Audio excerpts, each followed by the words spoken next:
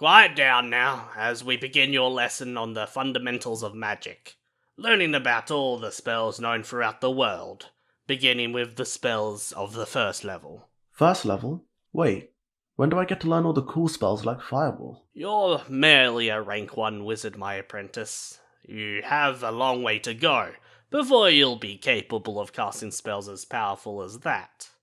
It'll take a lot of hard work, unlike sorcerers. Master? My apologies. As I was saying before, we'll begin with the spells of the first level. In particular, the spell Charm Person. So what does Charm Person do? Good question. Charm Person is a first level spell from the School of Enchantment. The goal of the mage who created the spell was to create a subtle form of mind control. When casting the spell, your target must be within 30 feet of yourself, and assuming they are unable to resist, they become charmed by you, acting as though you're a friendly acquaintance. To cast the spell, you require both verbal and somatic components, meaning the target must be able to hear you, and you must also have a hand free to perform the somatic gestures. Charmed? Some spells cause targets to be inflicted with what is known as a condition. Conditions alter a creature's capabilities. When afflicted with a charmed condition, they cannot harm the creature that charmed them in any way.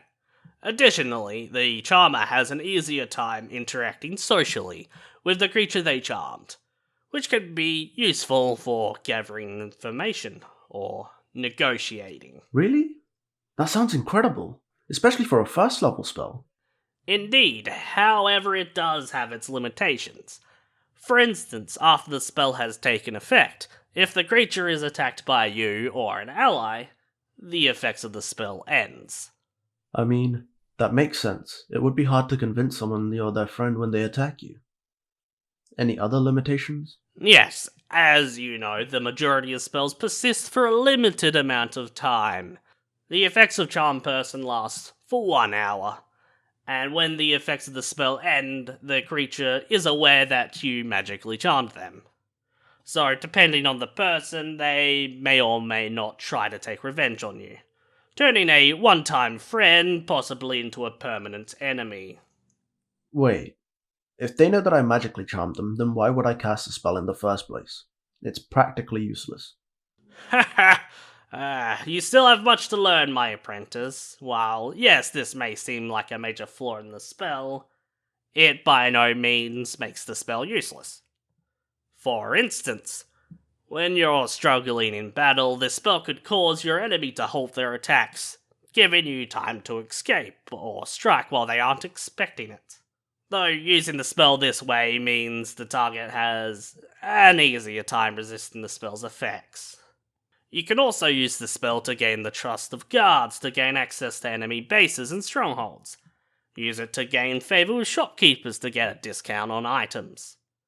Plus, if the idea of your target becoming aware of your magical meddling bothers you, you can always dispose of them after getting what you want. That's really morbid. Morbid, yes, but also practical.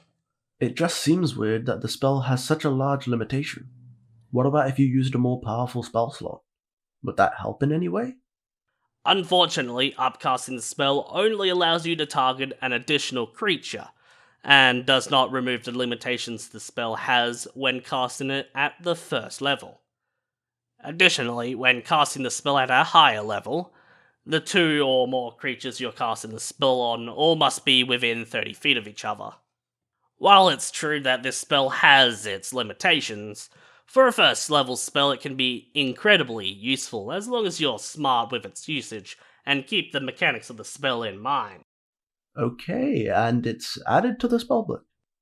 Good choice. Now, class dismissed.